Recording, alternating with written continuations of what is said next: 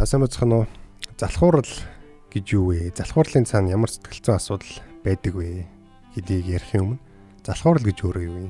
За залхууралтай төстэй ямар ойлголтууд байдгийг гэдгийг бүгдээрээ зэгцэлж ойлгох нь илүү эмэг зэгцтэй ойлгомжтой байх гэж бодож байна. За залхуурал бол ерөөсөө аливаа нэг зүйлийг та хийх ёстой, хийх хэрэгтэй байгаа. Гэхдээ тэр зүйлд эрч хүч зарцуулагдах учраас ч юм уу те илүү төвөгшөөгөөд илүү зугаатай, илүү бага хичээл зүтгэх шаардахаар тийм зүйлийг хийгээд байгааг залхуурал гэдэг. Тэр хийгээд байгаа гэдэг нь тоглох байж болно те. За хөвтжиж болно. За эсвэл интернет ухаад үжиж болно. Энэ зүйлүүдийг хэлж байгаа. За procrastination гэдэг бас ойлголт байдаг. За энэ зүйл нь юу юм бэ гэхээр аливаа юмыг хоошлуулад байхыг хэлдэг. За дараа, за маргааш, за эхлээд энийг хийчихэд, за эхлээд энийг хийчихэд гэдэг ч юм уу те. За ихэвчлэн бол яг өөртөө чинь чухал байгаа нэг зүйлийг хийхгүйгээр илүү яаралтай ч юм уу, илүү арай хийхэд амархан, илүү чухал биш зүйлүүдийг төрүүлж хийгээд байгааг хэлдэг.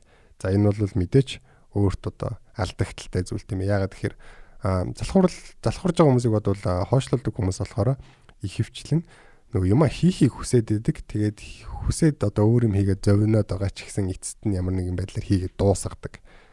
Тэр нь болохоор яг хойшлуулахгүйгээр хийснээс хамаагүй доролтой. Ягаад гэхээр цаг нь тулцсан тий. Хийж болох байснаас хамаагүй хязгаарлагдмал байдалтайгаар хийгээд дуусгацсан байдаг болохоор хойшлуулаад байх нь өөрөө бас асуудалтай зүйл байгаа даа. За тэгэхээр өнөөдөр энэ залхуурал, хойшлуулах гэдэг хоёр зүйлийн талаар ярина. За залхуурал, хойшлуулахаас гадна idleness гэж байдаг. За тэр зүйлийн талаар бол нэг ярихгүй. За idleness гэдэг нь болохоор залхуугаас болоод юм хийхгүй байгаадахыг хэлж болно. Гэхдээ бас хийх юмнууд ч боломж нь үүсээгүй байгаа тий. Хийх юм одоогор чадахгүй байхад байгаа ч юм уу тий. Шийдэл нь олдохгүй байгаа ч юм уу. Тийм зүйлийг хэлдэг. Гэхдээ тэрний тухай биш. Залхуураад байх нь ямар сэтгэл зүйн асуудал цаана байгаад байгаа. За ямар нэг юм хийхгүй хойшлуулаад байгаа цаана ямар сэтгэл зүйн асуудал байгаад байгаа гэдгийг ярина. За тэгэхээр залхуурал гэдэг зүйлийн цаана бол бас хувьслын тийм механизм явж идэг л да. Энэ анхандаа биднэрт хэрэгтэй зүйл байсан байгаа. Яагаад хэрэгтэй байсан бэ гэхээр бидний өвөг дээдс нүүдэлчин арддаг юм те. За зөвхөн монголчуудын өвөг дээдс нүүдэлчин арддаг юм биш. Эсхий гэртээ морь ундаг те. Тийм нүүдэлчин биш. Яг бүх суурин иргэншлийн хүмүүсийн өвөг дээдсэн ч гэсэн анхандаа нүүдэлчд байсан байгаа юм л да. Морь унаад эсхий гэр барихгүй ч гэсэн хөл явган нүүдэлдэг ч юм уу те. Үхэр тугаад нүүдэлж идэг ч юм уу те. Тийм нүүдэлчд байсан байгаа. Тэгэнгүүт тийм цаг үед одоогийн биднийх шиг ингээд за өлслөө гэхэд за хоол захиалаад идчихэ. Тэ эсвэл за гимтлээ гэхэд түргэн дуудчихэ гэдэг ч юм уу те. Ийм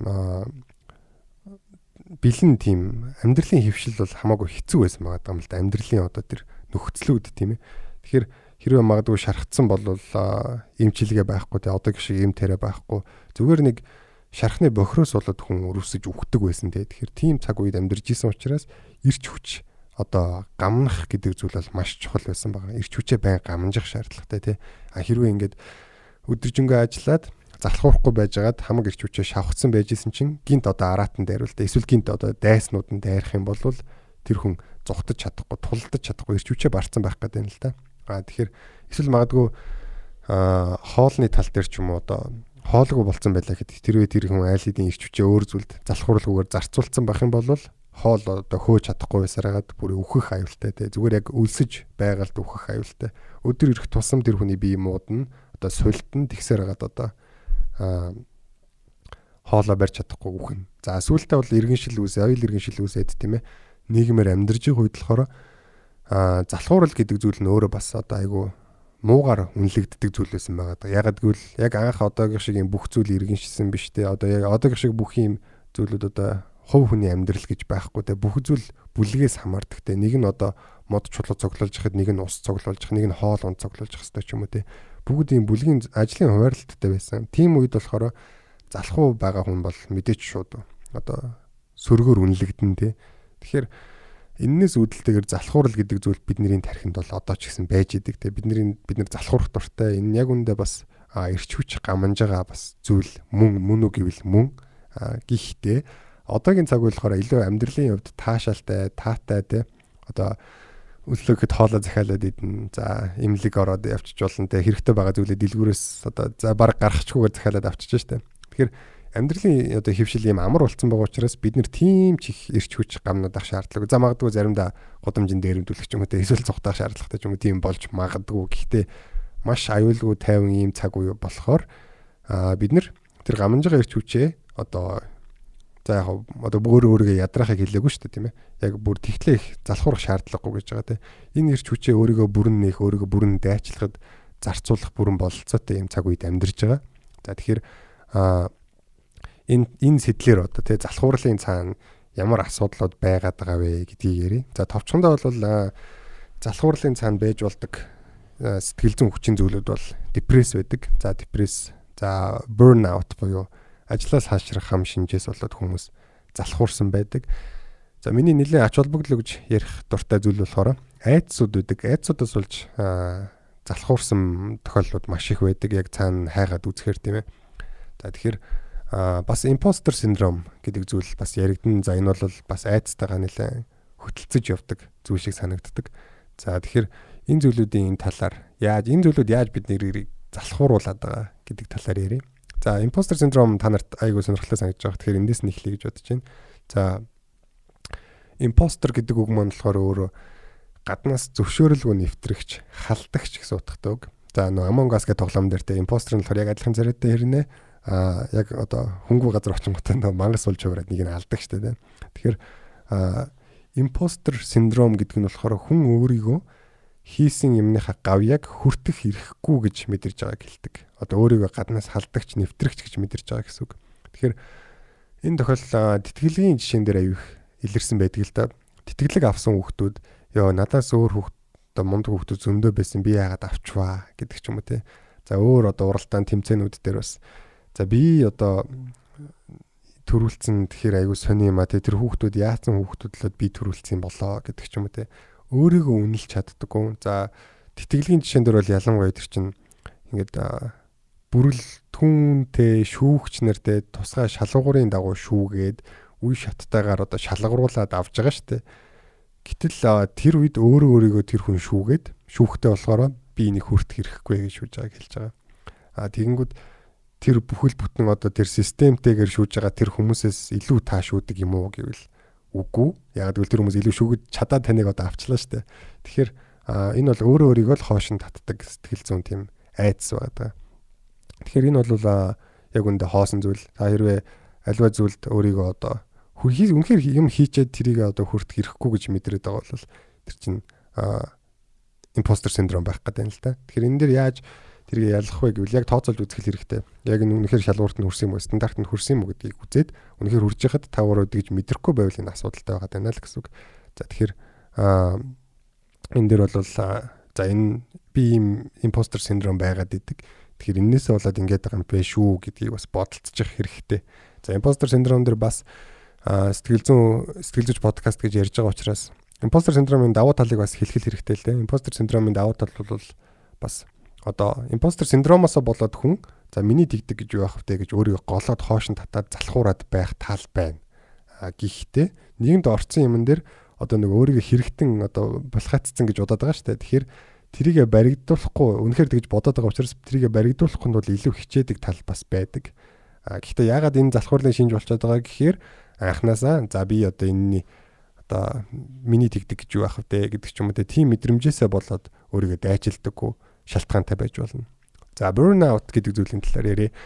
Burnout буюу ажлаас хашрах хам шинж гэж орчуулж байгаа. Гэхдээ яг ганцхан ажилтай хамаагүй. Энэ бол одоо хоббиноос олж хаширсан байж болно. Тэ.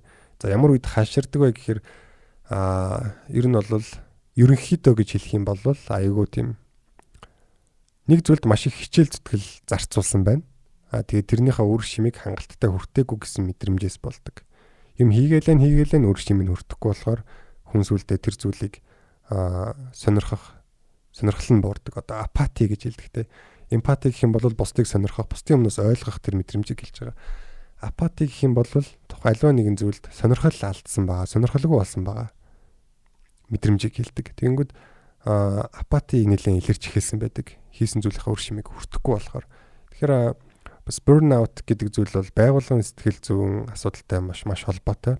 Хэрвээ та яг ажилтайгаа холбоотойгоор эсвэл хобби хийж байгаа хоббитойгоо ч юм уу холбоотойгоор одоо шантраад байгаа юм хиймэргүй санагдаад нэг л зүрхшээгээд байгаа бол энэ бол burn out. Одоо та яасан бэ гэхээр шангаа хүртэж сайн шангаа шагналаа хүртэж чадаагүй байгаа даа тий. За хэрвээ та бие дааж хийдэг бол тэргээ магадгүй үнэлүүлж эхлэх хэрэгтэй. Үнэлүүлээд тэ шагналаа аваад ч юм уу тэ санхүүгийн шагналж үйж болно тэр чинь хүмүүсээ магтаалж үйж болно шүү дээ. Тэгэхээр үнэлгээгээ аваад ирэхээр та арай илүү урамтай болно. Юу ч ингээ маш урт хугацаанд ингээд юм хийгээлээд ганцаараа хийж иж хагаад эцэст нь бүх юм дуусны дараа ингээд бэлэн болсны дараа гаргаж ирнэ гэж байгаа хүмүүс голоосоо шантар тохиолдол маш их байдаг. Burn out-ын шалтгаанаас болоод ягаад тэгэхээр хинч одоо урам зориг тогтмол нэмэгдэхгүй шүү дээ. Тэр чинь явцдаа унаад байгаа байхгүй ирч чинь. Тэгэхээр тийм байна. Хэрвээ байгууллагын шалтгаантай ч юм уу эсвэл дарагчин үнэлэхгүй байгаа бол ажлын үнэлүүлэх тал дээр илүү анхаарах хэрэгтэй. Одоо яаж үнэлүүлэх юм те. За тэрнээс гадна ирч хүч гамнах талаар анхаарч эхлэх хэрэгтэй. За 1911 онд гарсан Фредерик Тейлор гэдэг хүний ном байдаг. За шинжлэх ухаанч менежментийн зарчмууд гэдэг. Энэ болохоор бас монгол хэлээр орчуулагдсан байдаг. Энэ номон дээр яадаг вэ гэхээр зүгээр хүрдэж байгаа хүн, за барилга барьж байгаа хүн яаж хамгийн бага ирч хүчээр хамгийн бүтээмжтэй ажиллах вэ гэдгийг судалж исэн байна. За тэр жишээг л ер нь өөрсдөө оруулж эхлэх хэрэгтэй. Хэрвээ та оюуны ажил хийдэг байсан ч гэсэн. За тэн дээр яадаг гэхээр ухаантай ер нь бол don't work hard, don't work smart гэдэг шиг те. Одоо шаргуу ажиллаад хэрэггүй ухаалаг ажил гэдэг шиг байгаа байхгүй. Ирч хүчээ гамнахын тулд. Яг тэгэхээр burnout чинь ирч хүчээ их зарцуулснаас үнэлэгдэгүйс болж байгаа шүү дээ. За үнэлэгдэхгүй байгаа танаас хэрвээ хамаарлахгүй л ирч хүчээ гамна. Тоосгоор ингээд өрлөг өрж байгаа хүмүүсийг туслах ажилтнаа байлгах нь маш сайн байна гэсэн шийдвэрт хүрсэн байна. Яагаад гэхээр тэр хүн тонгоогоод за 500 г тоосго өргөхийн тулд өөрийнхөө биеийн 30 хэдэн килограммыг дээш нь доош нь болгож байгаа байхгүй. Тонгоож бүгдэж яана гэдэг нь биеийнхээ талыг дахин хөдөлгөж яана гэсэн үг. Тэгэхээр тийм баг зүйлийн төлөө тийм их хүч зарцуулаад байгаа юм гэдгийг анзаарсан байна. Тэгээд туслах ажилтнаа болгосноор ажил бүр маш хурдтай явагддаг. За тэрнээс гадна ажилчдыг цуцаахгүйгээр маш их амраахыг тэр хүн онцлсан байгаа юм л да. Яагаад ингэдэг гэхээр одоо ажилуулж байгаа хүн бол аль болох тэр ажилуулж байгаа цалин өгж байгаа хүнээс их юм гаргуулахыг хүсэж байгаа шүү дээ. Тэгэнгүүт илүү дайчлаад илүү шахаад байдаг. Гэтэл яг үүндээ тэр хүнийг цуцаачингууд нөгөө хүн орой гэртээ стресстэй хайрдаг, маргааш ажилдаа ирэх хүсэхгүй, ирмэлзэл нь багасаад байдаг. Яг эсэргээр тэр хүний ажил олгогчийн яг үүндээ хүсэж байгаас эсэргээрээ болдог. За энэ дээр яаж шийддэг вэ гэхээр маш их амраа тэр хүний ажлыг одоо таатай болго. Тэгснээрээ аль нь хождог. Хүн нэг олон амраах тусмаа ажиллах цаг нь багасаад байна гэж бодож байгаа ч гэсэн булчин шүрмсийг нь нэгэнт цуцхаас өмнө амраагаад ах юм бол тэр хүн өөрөө ажил таран тартал огт ядралгүй ажиллаад идэг. Тэгэхээр энэ нь оюуны ажил хийж байгаа хүмүүст ч гэсэн хамаатай гэсэн үг. За энэ дээр би помодоро техникийг зөвлөнө. Помодоро техник гэдэг бол маш энгийн зарчимтай. За 25 минут ажиллана, 5 минут завсарлана. Гэхдээ 5 минут завсарлахгүй байж болохгүй, заавал завсарлана. За завсарлахтаа болохоор сошиал медиа ч юм уу өөр юм руу сатаараад алга болчихоор тийм зүйлүүд рүү завсарлахгүйгээр одоо цай уудаг ч юм уу, босоод сүнэдэг, амьсгалын дасгал хийдэг, эсвэл биеийн дасгал, сонголтын дасгал хийдэг ч юм уу тийм байдлаар өнгөрөх хэрэгтэй. За ингэснээр болохоор яг нөгөө түрүүний хэлж байгаа шиг цуцхаас нь өмнө амраагаад байгаа. За энэний цаанаас маш олон сэтгэл зүйн асуудлууд байдаг л да помодоро техникийн цаана. За 25 минут ажиллах юм чин гэдэг үнэлгээгээр ажиллаад эхэлчихээр нөгөө амар том төсөл чинь 25 минутын нэг хацчмаартай жижиг тийм зүйл болж харагддаг. За тэрнээс гадна 25 гэдэг тоон өөрөө бас аягүй сонирхолтой. Цаг тавьсан байдаг. Нэг харахаар жоохон юм хийж байгаа л 6 минутын дараа харахад ч юм а 25 гэдэг тоон 19 болцсон байдаг те. 20 хэд биш 10 хэд болчихж байгаа байхгүй. Тэгэхээр энэ аягүй нөгөө баг цаг үлдсэн юм шиг мэдрэмж төрүүлэн. Тэгээ хүн илүү яарч хийндэ. Тэгснээрээ бас яг нөгөө цуцхгүйгээр ирч хүчээ гамнах боломжтой байдаг. За тэгэхээр burnout-ын шийдэл бол өөрийгөө үнэлүүлэх. За хэрвээ үнэлүүлэх чинь хамаарлаг бол ядаж ирч хүчээ гамнах гэдэг шийдлүүдтэй байгаа. За энэ тал дээр бол байгууллагын сэтгэл зүйчтэй байгууллага бол байгууллагын сэтгэл зүйчтэйгээ бас хамтарч ажиллах хэрэгтэй те. Өөрийгөө үнэлүүлэх тал дээр ирч хүчээ гамнах тал дээр. За дараагийн асуудал бол депресс. Депресс бол маш ойлгомжтой. За депресстэй хүмүүс бол ирч хүч маш багатай байна. Аливаа үйлдэлүүдэд сонирхол маш багатай. За тэр байтугай нэг судалгаа уншиж байсан санаж байна. Депресст орсон хүмүүсийн амин хорлтгүй шалтгаануудын нэг нь амин хорлогч ирч хүчгүй байдаг гэж байгаа. Тэгэхээр депрессээс болоод депресстэй хүмүүс маш их унтаад байгаа хэрнээ одоо илүү ядарсан дахиад унтмаар санагдаад байна те. Депресс бол нийтлэг байдаг зүйл. Маш олон шалтгаантай нэг шалтгаанаас үүддэггүй маш олон өөр шалтгаанаас үүдсэн байж болдог зүйл. Тэгэхээр оюутнууд нэг судалгаан дээр асуултанд хариулсан байдлаар болохоор оюутнууд нөгөө их унтах шаардлагатай байгаагаа залхуурал гэж ойлгоод байсан байгаа. Тэгэхээр хүмүүс бас өөрсдөө депрессийг залхууралтай холбож ойлгоод байгаа гэж магадгүй. Тэгэхээр бас энийг тодорхой болгох нь айгүй чухал л та. Тэгэхээр хэрвээ депресстэй байвал бол энэ дээр яг ингээд инктиг гэсэн жор байхгүй. Яагаад гэвэл депресс өөрөө маш олон өөр юмнаас үүдсэн байж болно те. Тэгэхээр бол энэ дээр сэтгэл зүйн талаар сайн ойлголттой болохыг зөвлөе. Ер нь бол болж өгвөл сэтгэл зүйчдэр очвол сайн байна уу да те. Яг энэ итгэмжлэгдсэн сайн сэтгэл зүйчдэр очих хэрэгтэй. Тэгээд бас бяцлаглыг бас ер нь бол айгүй универсалыг зөвлөж болж байна те. За депрессээс болж тэгэхээр бас залхуурал байдаг байх нэ. За миний хамгийн онцолж ярмаар байгаа зүйл болохоор энэ айдас гэдэг зүйл байдаг. Залхуурлын цаана бол айдсууд байгаад байдаг. Энэ айгүй хачин санагдаж магадгүй л те. Хүн бол өөрөө бодохдоо тэрний цаана айдас байна гэж боддгоо. Өөрийгөө залхуураад байна, хойшлуулад байна гэж боддог. За яг гоо гарчгийн дээр бид нэр залхуурлын цаатах гэсэн ч гэсэн яг нөгөө procrastination буюу юмыг хойшлуулад байдаг зүйл бас давхар дандаа яригдчихэж байгаа шүү. За яагаад ингэж одоо те энэ ажлаа ингэж хийж эхлүүлэхийн оронд зүгээр ширээгээ цэвэрлэмээр санагдаад байгаа юм те. Яагаад яг юм хийхийн өмнөхөн гинт ингэж хувцас авах хэвээр сандын те чухал юм хийхийн өмнө дандаа тийм чухал биш те яаралтай зүйлүүдийг илүү санаж хийгээд байгаа шүү дээ. Тэгэхээр энэний цаана бол ер нь айдас байдаг. Яагаад энэний цаана айдас байгаад байгаа вэ гэхээр хүн ямар нэг юм хийхээр өөрийгөө сорж идэм байнал л да. Тэнгүүд яг өөрийгөө сордог, өөрийгөө үнэлдэг тэр мэдрэмжээс хүмүүс айдаг. За жишээ нь бүтлгүүтлээс айдаг гэж байгаа байхгүй юу? Яагаад бүтлгүүтлээс одоо айх айдсан залхууралтай холбоотой гэхээр хүн ямар нэг юм хийгээд бүтлгүүтчих юм бол яана гэдэг цаад айдас төр сэтгэлийнх нь гүнд байж байгаа нь л да даалт ухамсарт нь тийм subconscious гэж хэлж байгаа. Яагаад тийм айдас байх вэ гэхээр хүн ямар нэг юм хийгээд бүтлгүүтчих юм бол би өөрийгөө бүтлгүүтэл гэж үнэлээд идэг байгаа юм л та. Би бүтлгүй хүн шүү дээ гэдэг мэдрэмжтэй би чадахгүй шүү дээ гэдэг. Тэгэхээр тэр зовиртой мэдрэмжийг авахаас даалтхан айж идэгээс болоод тэр ажилд анханасаа хүчээ зарцуулдаг гэхгүй гэж байгаа. Танил санагдаж байна уу? За ихэнхийнх нь хувьд бол энэ айгу танил санагдаж байгаа бах. Ингээд аливаа зүйлд бас хүн нэг юм бүрэн хүчээ дайчлаагүй байх тохиолдол айгүйх байдаг. Энэ нь бас өөрийгөө хамгаалах механизм гэж байгаа.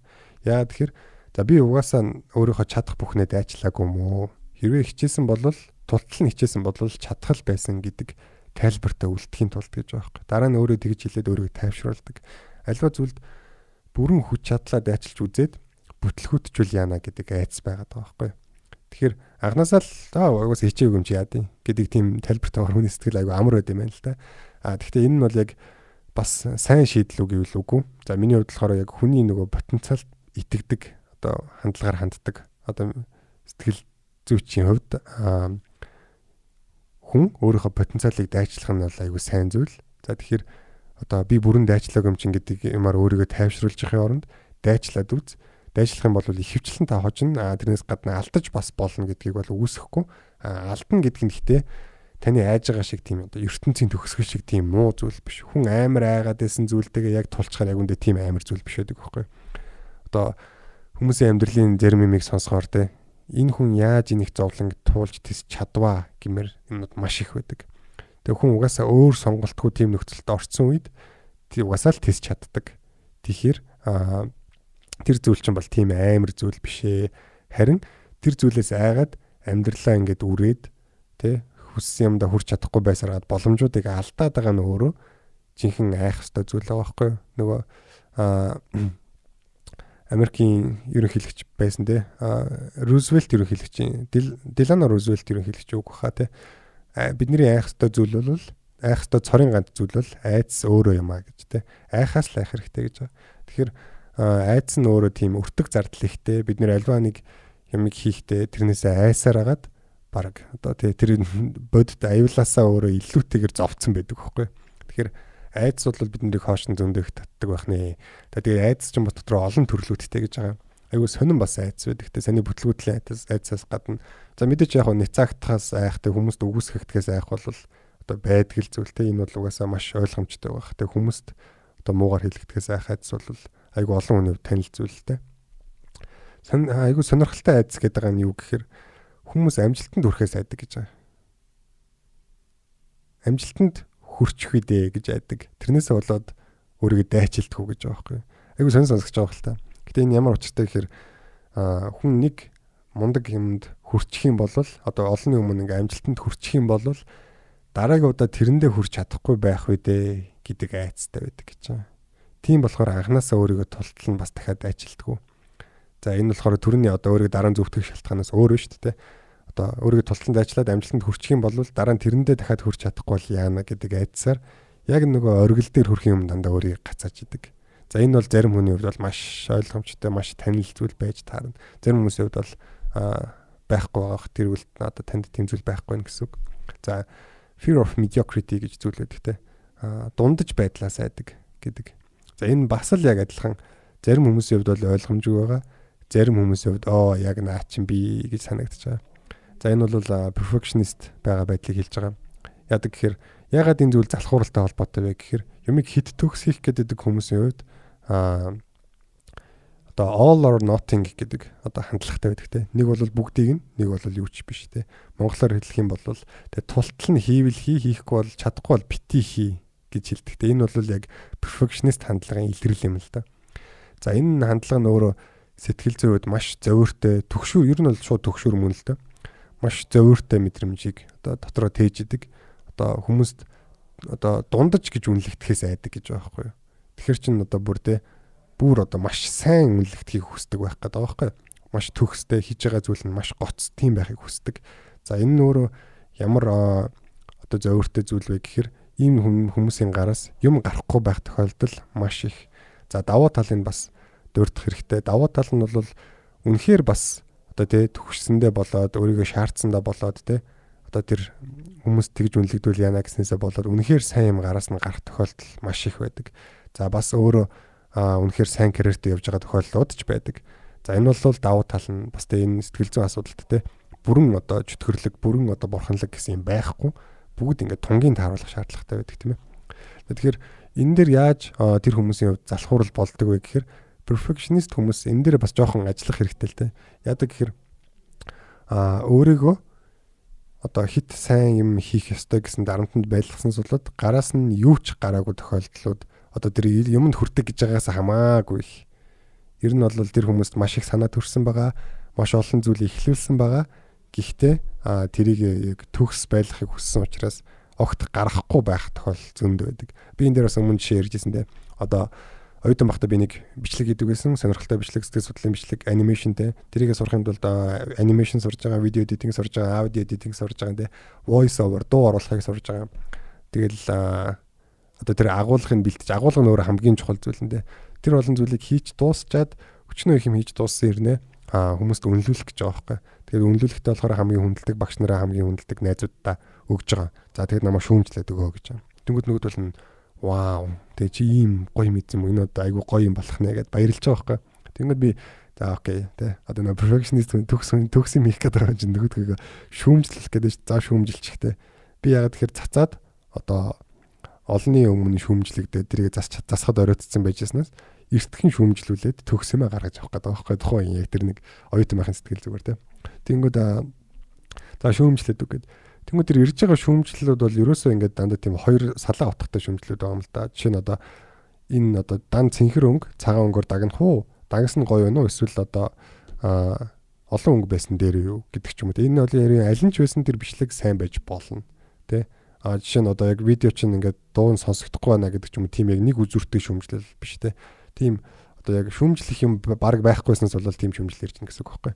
Тэнгүүд өөрөө тэрийгэ бараг шүүмжлэл гэж үзээд тэгээ өөрөө тэр бүтээлээ би голчж байгаа байхгүй тухайн үед. Тэгээ хизээч тэрийг цацаагүй. Тэгэхээр яг perfectionist хүнээс яг ийм юм гарахгүй байх тохиолдол айгүй их байдаг. Тэгээ энэ дэр яг мэдээж яаж сайжруулах вэ гэвэл зөвхөн стандарт гэдэг зүйлийг л ойлго. Стандарт за энэ ийм байхад болдог, ийм байхад хангалттай. Энийг ингэж нэмэгдүүлж болно. Төгс биш байх нь өөрөө тийм аимшигтэй зүйл биш гэдэг сэтгэхүйг өөртөө суулгах хэрэгтэй. Окей, стандарт хүрлээ, цацлаа дараагийн ажилд оръё гэдэг ч юм уу те. Ийм байдлаар хандах юм бол хамаагүй бүтээнчтэй байдаг. За энэ нь бол маргашгүй юм. За өөр айц гэвэл эрсдлээс айх айц байдаг. За энэ бол айгүй танил зүйл санагдчих магадгүй таны одоо хамаатай садан магадгүй та өөрөө ч гэж магадгүй гэр бүл дотор чинь те нэг тийм нэг зэмлдэг хүн байдаг даа нэг яг шин юм сорих гэдэг шин юм төвчөө үзэх гэдэг ингэвд за тэр ч димэдэ гэдэг ч юм уу те за тэр ч дуртай болгоно хийдэг юм да гэдэг ч юм уу за тийм хүмүүсээс гардаг үг бол те дуртай болгоно тэгчдэг юм аа гэдэг ч юм уу те Хэрвээ тэгээд одоо баяжчдаг бол хүн болгон л тэгж байгаа шүү гэдэг ч юм уу. Ингээд нэг юм ницаах те өөрсдийнх нь яг тэр эрсдлээс айдаг айц нь өрөөл бусдад зөвлөж байгаа зөвлөгөөн дэр нь гарч ирж байдаг байхгүй. Тэгэхээр тэр хүмүүсийн эрсдлээс айх айц нь бол өөрийг нь мэдээж хоош нь татна. За хэрвээ танд байдаг бол тэр чинь бас таныг хоош нь татж байгаа. Яагаад тэгэхээр амьдрал бол боломжоор дүүрэн зөндөө их боломжууд гарч ирнэ.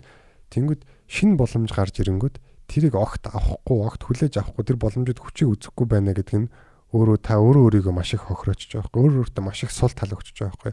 Одоо амьдралыг хэрвээ уралдаан биш л дээ. Уралдаан гэж төсөөлөх юм бол карьерийн хувьд шинэ боломжуудыг та авахгүй байгаадах нь өөрийгөө ингэж одоо бэрхшээлтэй өөртөө бэрхшээл өгж байгаа зүйл байхгүй.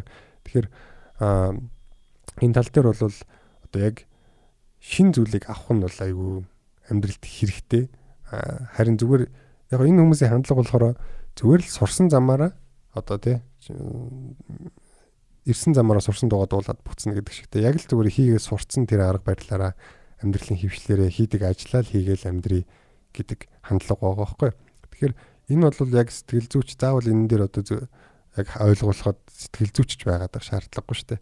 Зүгээр л энгийнээр бодоход хүн ямар нэгэн одоо шинэ боломжуудыг авахгүй яг л нэг л замаараа ингээл яваад магадгүй тушаал дэвшнэ гэж бодож иж магадгүй хэрвээ одоо ажил хийж байгаа бол тэгэнгүүт тэр замаараа хөгжинэ гэж бодох юм бол одоо тэр янз бүрийн шинэ зүйл нэмэгдэхтэй тэр амьдралд нь өнгө орох ч юм уу тийм боломжууд айгүй хомс байгаа байхгүй. Тэгэхээр энэ дээр бол ойлгомжтой эрсдлээс битээ. Эрсдэл гэдэг зүйл бол ертөнцийн төгсгөл биш түрүүний хэлсэн шиг яг одоо тэр айж байгаа зүйл дээр очсон ч гэсэн тэгээд хүндээ арга нь амьд хүн аргатай гэдэг монгол ард үг байна те. Арга нь бол олдд юм аа. Тэгэхээр бол яг эрсдлээс айж байгаа нь харин өөрөө бүр илүү зардалтай зүйлээ гэдгийг бас онцолж хэлмээр байна л да. За ер нь бол маш товч нэлээ шахуу ярьлаа. За ер нь бол яг цаад сэтгэл зүйн асуудал гэдэг зүйлүүд бол миний саний одоо яг ярьсан зүйлүүд байгаад байгаа миний мэдж байгаагаар тэ залхуурлаа эдгээр зүйлээс болоод хүмүүс өөрсдөө залхуурж ийн гэж ойлгодог эсвэл залхуурсан байгаад байдаг. За тэрнээс гадна бас нэг зүйл одоо яригдах чинь энэ зүйл бас нэг тусдаа сэдв болж болохоор тийм подкастын нэг дугаар болж болохоор том сэдвэлтэй. Гэхдээ энийг залхууралтай нийлүүтэйгээр холбож ярих гэж бодож байгаа. За энэ бол орчин үеийн амьдралын хэвшил, сошиал медиа ухаалаг хүчтэй холбоотой зүйл байгаа. За энэ бол илүү гадны нөлөөтэй сэтгэл зүйн асуудлуудыг ярих гэдэг нь гэсэн үг л дээ. За яадаг гэхээр бидний амьдралд одоо маш их юм хийхгүй өнгөрөөж байгаа цагууд маань үр бүтээлтэй өнгөрөхгүй байгаа цагууд маань утас сухаж өнгөрөөгд байгаа гэдэгтэй холбоотой. За энэ бол яалтчгүй гадны нөлөө мөн. За энэнийг ярихаас өмнө комфорт зон буюу тав тухын бүс гэдэг зүйлийг та бүхэн угаасаа мэдж байгаа. Энэ талаар ярих хэрэгтэй байна. Хүн амжилтанд хүрэхийн тулд комфорт зоноос гараа. Тэгээ тав тухтай бүсээсээ гараа гэдэг. Саний яг эрсдлээс айхацтай адилхан тийм ээ. Адилхан тэр одоо тав тухаас гарч иж хүн ингэж одоо илүү тий өөрийнхөө айжсэн зүйлүүдтэй хүрээд тий. Нөгөө Жозеф Кэмпбелл гэдэг чинь таны орхоос айдаг агуу дотор таны олох гэж хайдаг эрдэнэс байгаа гэд. Яг үндэл хүний яг айгаад идэг тэр зүйлийн цаана л яг хүний хайж идэг, хүсч идэг зүйл нь байгаа байхгүй. Яг тэр айцаал давж чадах юм бол тэр хүн амжилтанд хүрэх гээд байгаа тийм. Тэгэнгүүт комфорт зоноос гарахгүй байх нь өөрөө маш хортой. Тэрнээс гадна комфорт зоны талаар одоо сүүлийн үед олон илүү судалж ин л да хүмүүс. Тэгэнгүүт комфорт зон гэдэг зүйл чинь өөрөө одоо тав дахь бүсийг хэлж байгаа шүү дээ. Агшдаг зүйл юм байна гэдэг байгаа. За энэ нь юу гэсэн үг вэ гэхээр та өмнө нь одоо тоглох, тэгээ хоол хийх, за магадгүй одоо бэлгийн дургслаа хангах ч юм уу ийм таашаалтай зүйлүүд одоо байсан байлаа гэж бодъё. За гэрээ цэвэрлэх таны хувьд хэцүү байсан байлаа гэж бодъё. Гэтэл яг зөвхөн ингээд тоглох ч юм уу эсвэл зөвхөн сексийн таашаал, зөвхөн хоол идэх ч юм уу ингээд зөвхөн ингээд ийм аз жаргалын гормон ихээр ялгаруулдаг зүйлүүд дээр төвлөрөөд байх тусам таны тав дахын бүс чинь агшин. За өмнө нь одоо хоол хийх тав дахтаа ордог байсан. Тэгээ хэцүү биш байдаг байсан те. За ховц угаах тийм хэцүү биш те. Байсан бол сүүл рүүгээ улам залхуу болоод улам одоо улцгар болно гэсэн үг. Улам одоо нөгөө хоол хийх гэхээр хэцүүтэй. За хоол захиалаад идчихье гэдэг ч юм уу те. Эсвэл одоо ховц угаах гэхээр залхуу өрөөд ингээд хөглөрөөд байж идэг ч юм уу те. Яг таашаал дээр хэд их төвлөрөх тусам улам л залхуу болно, улам л агшдаг байна. За энэ ямар учиртай? Яагаад энэний зүйл цаана яагаад ингэж байгаа гэхээр хүний тархинд одоо аз жаргалын гормонууд тийм ер нь бол маш олон гормонууд байгаа л та. Тэгээ яг бидний чинь байгалаасаа маш их эрэлхийлдэг зүйл тийм нэг pleasure principle гэж нэрлэдэг байгаа.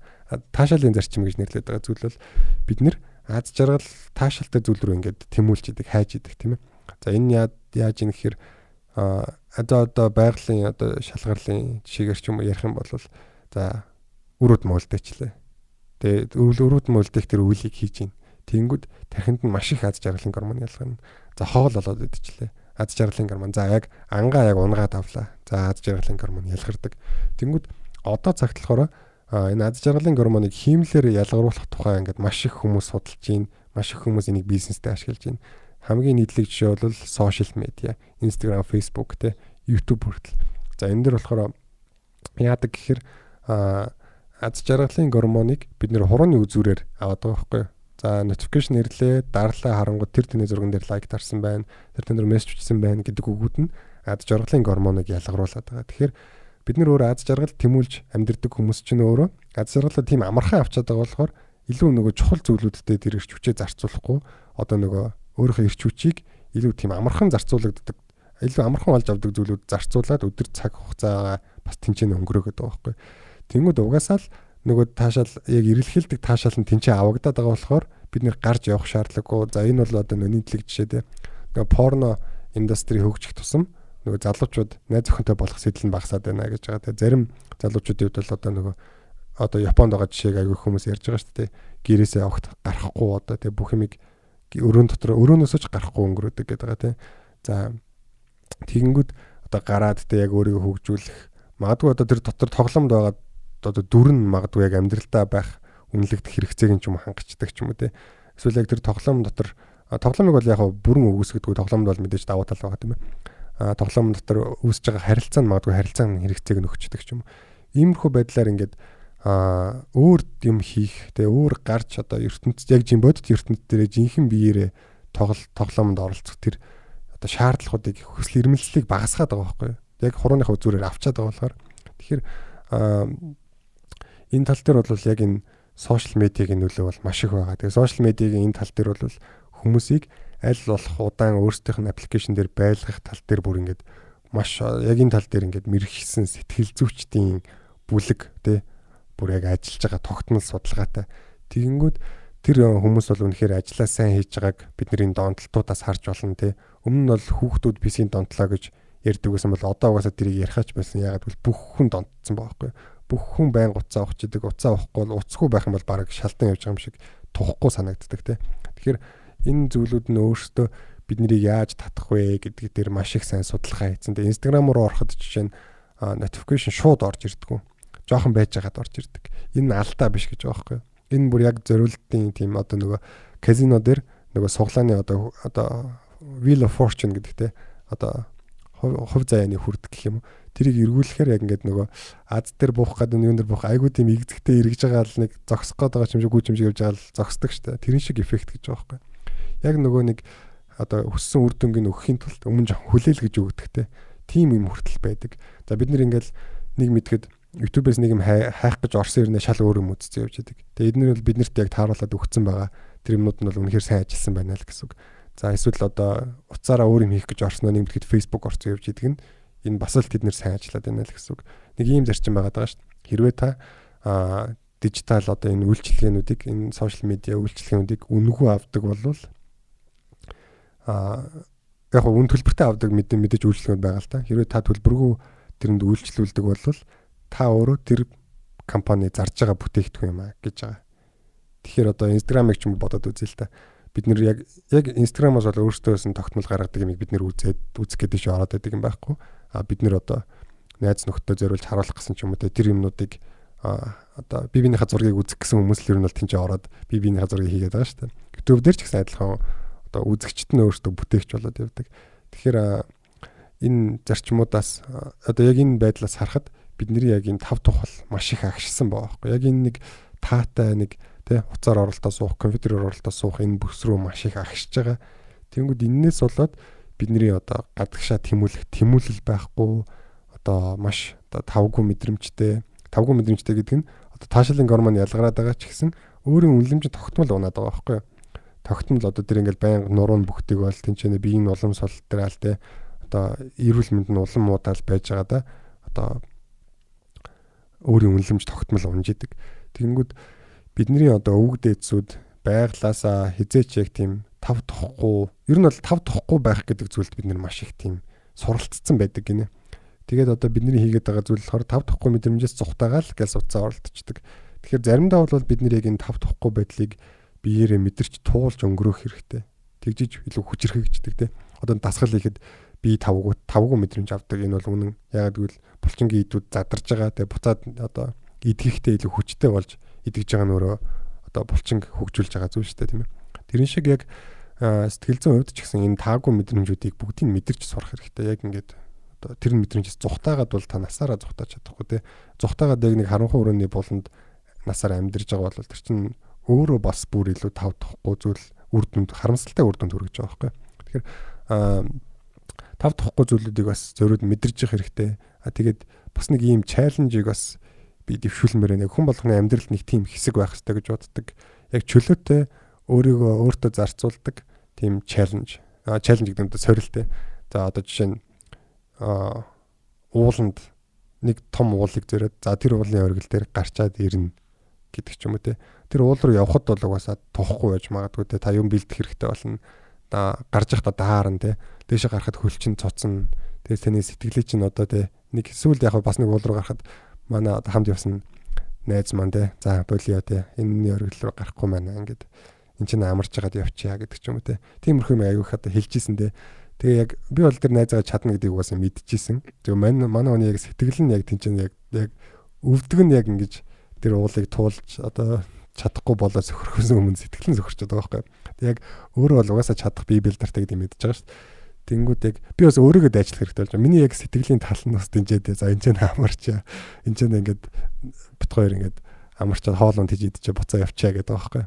Тэнгүүд яг тэрийгээ дайчлах хэрэгтэй болно. Тэгээд яг тэр оргил руу угаасаа гарна гэдгийг мэдж байгаа, гарч чадна гэдгийг мэдсээр байгаа дээр нь гарна. Тэр бол яг бидний өөртөө хийж байгаа сорил болно. Хэрвээ яг тэр доор амарчаад буцах юм бол та бол өөртөө зөвтгөх шалтгаан бол олно л да. Тэр үед амарчаа буцсан бол тэгэл тэр л гарсан жаалаа байсан жаалаа гэдэг ч юм уу те хүн ингээд rationalization гэдэгтэй учир шалтгаантай зөвтгөл өөртөө олдог угаасаа. Тэгэхээр олох байсан баха өөртөө өөрийгөө зөвтгөл гэхдээ цаанаа л яг нэг за би ч нэг юм нэг гүцээдгүүдээ гэсэн мэдрэмжтэй л үлдэх байсан байхгүй. Тэгэхээр яг өөртөө сорил тавиад тэрнийхээ төлөө одоо ингэж өөрийгөө дайчилж гарах нь бид нар тийм тав тухгүй мэдрэмжийг одоо өвөг дээдсийнхаа байнга мэдэрчээсэн тэр тав тухгүй мэдрэмжүүдийг дахин мэдрэх нь бидний сэтгэл зүйн эрүүл мэндэд хэрэгтэй байдаг байгаа.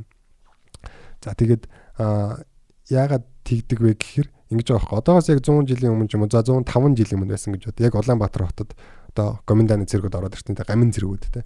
Тэнгүүд ингээл өөр улсын цэргүүд ороод ирсэн байхаар чинь те ямар л ойрхолтой байх вэ те. Тэгэл ойр зүрийн огт хүүхнүүдийн шоглоно гэдэг ч юм уу нэг тиймэрхүү юмнаас эхлээл маш тав тухгүй те. Тэгэл эрүүл мэндийн үйлчлэгээ маш муудаа тэмбүүдээ хүмүүс маш их байсан гэж байгаа. Тэг хамар момброо унцдаг те удаад ирэхээр тийм асуудлууд маш ихтэй байсан ч гэсэн одоо цаг үед бол хамаагүй одоо тийм тайван амгалан одоо хамаагүй бэлэн одоо те нийгэмд амьдарч байгаа. Гэхдээ адилхан зовдөг гэж байгаа байхгүй. За энэ ганцхан монголчуудын жишээн дээр ярьсан ч гэсэн ганцхан монголчууд дээр болдог зүйл биш. Яг дэлхийд даяараа одоо first world problem гэдэгтээ одоо яг маш хөгжсөн орны хүмүүсийн зовлон гэдэгтэй адилхан байхгүй. Одоо тий одоо тэр нь яадаг вэ гэхээр одоо юмны үн өслөө, халуун ус тасарлаа гэдэг ч юм уу яг ингээд бидний нэг юм зовлон бол шал өөр болсон. Тэгээ яг зовоод байгаа хэмжээ нь адилхан ч гэсэн тэр нэг зовлонгийн шалтгаанууд нь шал өөр одоо жижигхэн зүйлүүд дээр зовдөг болсон байх тий. Яна халуун ус байхгүй байна. Одоо яах вэ гэдэг ч юм. Яна миний зурган дээр ийм цөөхөн лайк тараад байна шүү дээ. Яах вэ зураг устгах уу гэдэг ч юм. Ингээд ийм жижигхэн зүйл өмнө бол за өгчихгүй юмсан да гэдэг дээр одоо байгаад байна шүү дээ. Магадгүй хөл гараа тасдуулж зовдөг ч юм уу. Эсвэл хүн амтнаа алдчихвал эсвэл ингээд дарлуулж зовоод байна шүү дээ. Гэтэл одоо яг тэгээ баг тэгээ миний үгийг хэлүүлэхгүй байна гэдээ ууралдаг ч юм уу. Ингээд ийм зовлонгийн шалтгаанууд нь бол шал өөр болсон. Тэгэхээр бид нар бол яг энэ зовлонгийн шалтгаан нь бол үний юм а гэж буддаг хэлсэн нь бол явж энэ байж тарах гэдэг юм л та тийм ээ. Тэгэхээр та хаашаач зүхтаасан тэнд бол зовлон байгаад байна. Тэгэхээр гарах хэрэгтэй, өөрийгөө илүү хүчрхэгжүүлэх хэрэгтэй. Илүү одоо тав тухгүй те та магадгүй ингээд чихцэлдсэн тийм одоо унаанд те хэдэн мянган километр яваад те За тэнцэнэ ингээд ийм хоол ундгуу даарад. Гэтэ яг амь насаа эрсдэлт заавал оруулах гэж байгаа юм биш үү. Тэгээ яг тэн дээр бас тооцоолттой байх хэрэгтэй. Тэгэнгүүт тэр тохгүй мэдрэмжүүдийг бүгдийг туулах тусмаа та илүү хүчрхэгжин. Таны зовдөг шалтгаанууд илүү одоо том зүйлүүд болно гэсэн үг. Жижигхэн зүйлүүд дээр төвөгшөөхөө болно. Тэгээ ер нь бол энэ зүйл дээр яг ан бол яг тийм миний бүрэн дэмждэг зүйл шүү. Гэхдээ яг одоо нэг ч яах тэр үүсэхгүй л юм л та. Гэхдээ яг ан хийж байгаа хүмүүсийн одоо мэдрэмжнээс гарсан байдаг. Одоо тийм ангаа хөөж тэг хатуу хөтөө зөндөө ингээд мэдэрснийхаа дараа яг бодит амьдралын нөгөө жижиг сажиг зүйл гэр орны нөгөө аахар шахар сав суулганы хэрүүлэгдэх те. Тим зүйл дээр төвөгшөөхөө болцсон байдаг. Тим зүйлүүд дээр одоо ач холбогдол хэрэглэхгүй болцсон байдаг хэсэгтэй гэж байгаа байхгүй. Одоо нөгөө нэг анд явж байгаад ирсэн хүмүүс маань.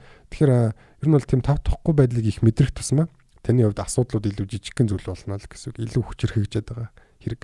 За энэс гадна болохоор бас нэг зүйлийг санааг бас би энд хавчуулмаар байна. Энэ бол яг урайлга маягийн гэх юм уу? Энэ яадаг гэхээр нөгөө биднэрт ийм цаг зав одоо за яг зарим хүмүүс маш завтай, зарим хүмүүс маш завгүй байгаад байгаа л та. Гэхдээ ер нь би бол бүгднгийн завгүй байгаад байна гэж хэлмээр байна. Завтай байх, цагтай байх хэрэгтэй байна гэж хэлмээр байна. Энэ юу гэсэн үг вэ гэхээр одоо өмнө хүмүүс айгүйх өөддөг байсан байна л да. Одоо тог цахилгаан гэдэг зүйл үүснээс болоод хүн төрөлхтний унтдаг цаг нь 9-өөс 10 цаг руу болж орой болсон гэж байна. Өмнө тэрнээс ч өмнө эрт унтдаг байсан байх гэдэг. Тэгэнгүүт одоо сошиал медиагийн нөлөөгөөр бид нар одоо интернетийн нөлөөгөөр тоглоомнуудын нөлөөгөөр бид нар ингээд тэгэхээр яг бид нар туйлын муу зүйлүүд биш шүү дээ. Бид нар энийг өөрсдөө хэтрүүлснээс болоод муу зүйл нь болоод байгаа шүү тийм ээ. Эдний нөлөөгөөр үүр цайтал ч юм уу сэрүүн байх бол хэвийн үзэгдэл болчиход байна. Тэгээ одоо хин нэгэн үүр цайтал сэрүүн байсанд тийм хинч гайхахгүй болцсон тийм. Тэгэхээр энэ зүйлүүдийн нөлөөгөөр бидний тарих бас маш их завгүй байгаад байна. Яг үүндээ хийж бүтээгээд байгаа юм байхгүй ч гэсэн тарих завтай байх ёстой гэдэг нь маш чухал. Одоо уйдах гэдэг зүйл бол айгүй тийм тамийн мэдрэмж юм аа, айгүй муухай зүйл юм аа гэдэг зүйлийг айгүй олон сэтгэгчдийн сан дээр илэрсэн байдаг л да. Гэхдээ бас зарим сэтгэгчд те одоо Оскар Вайлд гэдэг лөө те. Тэр би яг зүд үзсэн юм гэдэггүй. Тэр хүний үг бас байдаг. Уйдах бол те маш зөвхөн хүмүүсийн хийдэг зүйл, зөвхөн ухаантай хүмүүсийн хийдэг зүйл гэдэг ч үл нэг тиймэрхүү санаатай байсан санагдаж байна. За сүүлийн сэтгэл зүйн салбараас одоо гарч ирж байгаа ололтууд бол уйдах нь өөрөө хүний маш чухал хэсэг юм байна гэж байгаа. За уйдах бол үнэхээр тухгүй гэдгийг, тавгүй гэдгийг мэдэж байна. За миний багд бол яг би уйдаад байна гэж хэлдэг байсан аюуг санаж нэмээд те.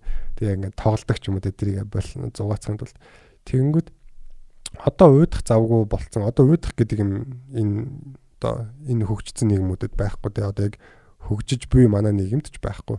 Уйдах гэдэг зүйл байхгүй. Одоо уцаар оролдож. Газ уйдлаа, газ уцаа нээлээ тэгэл тэр уйдахар бол дуусаа. Тэгэнгүүт уйдахын давуу тал нь юу вэ гэхээр хүн уйдчиж айгу бүтээлч болж эхэлдэг гинэ. Уйдж байгаа үед айгу бүтээлч байдаг. Уйдах завгүй байгаад хахаар хүний толгойд шин санаа ордоггүй, шин одоо шийдлүүд орж ирдэггүй гэж байгаа. Нөгөө усанд орж яхад ч юм уу айгу сууд санаанууд төрсөн гэдэг шүү дээ. Тэр чинь болохоор за яг бие мэдээч усанд ингээд шүршигдээд бие нь амарч байгаа ч гэсэн тэрнээс гадна зүгээр тархин хийх юмгүй байгаад байгаа да. Одоо яг юмд хүчтэй төвлөрөг байгаас болоод амраад шин санаа олж байгаа байхгүй. Тэгэхээр энэ тал дээр бас одоо өөрсдөө яг уйддаг цагийг гаргах хэрэгтэй гэсэн санааг би төвшүүлмээр байгаа. Өмнө нь бол хүмүүс одоо хүндрэгтэй усанд орохдоо бол уйддаг байсан. Одоо бол хүндрэгтэй ч уйдах болсон. Тэгээ уцаа аваад орчдөг болсон. Тэгэхээр подкаст сонсох, ном сонсох гэдэг зүйл бол миний хувьд маш чухал зүйл байдаг.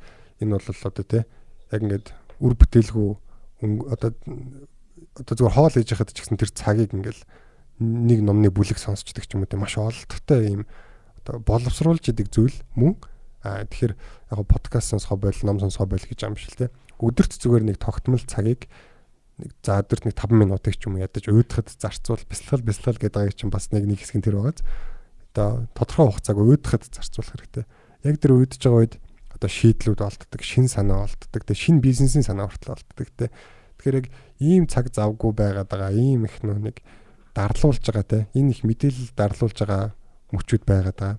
Тэгээ ер нь бол би нөгөө сүлжээгүй газар ингээл хөдөө айлмайлт байж байгаа л өглөө сэрэнгүүтээ шууд уцаа авч харж байгаа байхгүй. Тэгээ яг тэр нь бас цаг харах шалтгаан байгаа л да мэдээж.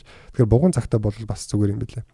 Тэнгүүд цаг харах шалтгаанаар харж байгаа. Тэгээ хэрвээ яг интернет сүлжээтэй газар байсан бол цаашаа нөгөө уцаа зүгээр л цаг харах гэж явснаа бид нэр Facebook руу орсон байх тохиолдол зөндөө шүү дээ. Тэгээ явчих байсан. Тэнгуү тэнцээ ямар ч сүлжээ байхгүй учраас би гинт юу хийж байгаа ойлгож байгаа байхгүй. Би ингэ сурцсан юм биш үү. Тэнгуү тэр одоо сүлжээ байхгүй байлаа гэд тэр Facebook-ыг, Instagram-ыг гүйлэхгүй байлаа гэд юусаа алдаад юм байхгүй. Тэр орж ирж байгаа мэдээллүүдийг хөвчлэн бүр тийм ямар ч хэрэгцээгүй мэдээллүүд маш их байдаг. Ягаад ч юм маш сонирхолтой өрнө. Хэрэгцээгүй мэдээллүүд маш их. Тэрийг үзэхгүй байлаа гэд хүн дутаад байгаа юм байхгүй. Харин ч бүр толгой маш сайхан амардаг. Тэгэхээр Facebook-ийн одоо news feed-ээ цэвэрлэх ч юм уу те YouTube-ийн одоо бүр news feed-ийг өөрийнх нь нөгөө өөртөө зориулсан тэр нэг home page-ийг одоо хаадаг аппликейшн бас байдаг гэж байгаа. Тэгэхээр яг тэр одоо тэр нь бол трендинг юм шиг одоо home page-тэй болно гэсэн үг байхгүй. Одоо нэг аккаунтаараа нэгдээгүй юм шиг. Тэгэхээр яг тийм сатааруулсан зүйлүүдээс ангижрах тусмаа бидний тархинд одоо цаг зав үүсэж байгаа гэдгийг бас хэлмээр байна. За тэгээд подкастынхаа төгсгөлд бас одоо айц төгшүүрээс холбоотойгоор бид нэр одоо энэ нөгөө залхуурдаг гэдэг байгаа шүү дээ. Бид нэр яг хийж чадах байсан юм бид нэр өөрсдөө айгаад өөрсдөө хоош нь тацаар хагаад болиулцдаг гэдэг санаа их яваад байгаа болохоор би бас нэг зүйлийг бас дурдмаар энэ Бутан гэж улс байдаг. За Бутан бол дэлхийн хамгийн аз жаргалтай улс гэж хэлэгддэг гинэ. За 2021 оны аз жаргалын индексээр бол одоо Финланд нэгт байгаа. Тэгээ араас нь Скандинавийн орнууд те хамт бусад Скандинавийн орнууд нь явж байгаа. Гэтэ Бутаныг ягаад хамгийн аз жаргалтай орн гэдэг гэхээр энэ бол яг тийм аз жаргалын индексээр нэг удаа биш те. Ер нь бол топ үзүүлэлтүүд дээр дандаа явж идэг. Тэрнээс гадна ер нь маш урт хугацаанд ийм соёлтой байсан орн байх гэдэг юм л та. Тэнгүүд энэ эдний бутанчууд нь яадаг гэхээр машин замын хажууд одоо зүгээр ердийн гудамд ингээд арга ясаар хүний гавлын ясаар овоолсон овоо байж идэг гэж байгаа юм. Энэ ямар учиртай гэхээр бутанчуудын соёл нь байнга бие биендээ үхлийг сануулж идэг гэж байгаа. Үхлийг сануулснараа бид нэр илүү аз жаргалтай амьдрна гэж байгаа. За энэ тал дээр бас би бас санал нэгддэг. Одоо Стив Джобсын нэг ихтгэл байдаг шүү дээ. Өөрийгөө нэг үхэхээ мэдсэн чинь илүү утга учиртай амьдраад эхэлсэн гэд. Тэрний шиг яг үхлийн айдсыг хүнд авцсан байх юм бол ийм жижиг сажиг тэгээ за тэр юу өгчих бол тэрэнд яаж харагдах бол гэдэг ч юм уу тийм зүйлүүд дээр зовнохоо болчдөг. Үхэл угаасаа тодорхой гэдэг мэдрэмжтэй болчихоор. Үхэл угаасаа л тодорхой та үхэн хизээ нэгэн цагт үхэн энэс зүхтаадаг мэдрэмж нь бол та өөрийгөө л одоо хуурж байгаа гэсэн үг. Тэгэхээр яг энэнийг бол эртхэн угаасаа л өөрчилж чадахгүйгээс хойш энтэйгээ эвлэрсэн байх нь илүү чанартай амьдрахад тусалдаг гэж байгаа. Одоо нөө Стив Джобс чинь за одоо тэ хорт авдартаа үхэх юм байна. Миний сүүлчийн өдөр байсан бол би юу хийх байсан гэж бодож эхэлсэн байгаа нэ. Тэрэн шиг бутанчууд бас байнга бие биендээ үхлийг сануулж идэг гэж байгаа. Амьд хүн гэдэг Монгол одоо үгүй шүү дээ. Бутанаар болохоор үхэж байгаа хүн гэсэн утгатай үг байдаг гэж байгаа байхгүй юу. Одоо living person гэдэг үг нь dying person. Тэгээ үхэж байгаа хүн гэдэг утгатай. Угаасаа л бид нэр одоо өдөр их тусам үхэл рүү ойртол байгаа. Тэгээ энэнийг бол одоо тэ ярьлаа гэд та үхэл рүү илүү ойртчихгүй, ярихгүй байлаа гэд холдчихгүй. Тэгээ нөгөө далавчтай шувууд тааж болтгоо даалт газар нуугдчих болгүй гэд данзар авч яг юм бас шүлэг байдаг те. Тэрийн шиг угаасаа зүхтахгүйгээс яг энэ найз энэ угаасаа л муу юмнууд одоо тэ бидний хүсэхгүй байгаа юм тохиолдно. Тэгээ энэндээ эвлэрэх сэтгэхүйтэй байх нь өөрөө биднийг илүү зөрөгтэй амьдрал болгоход хүрэгдэхтэй илүү тийм зөрөгтэй.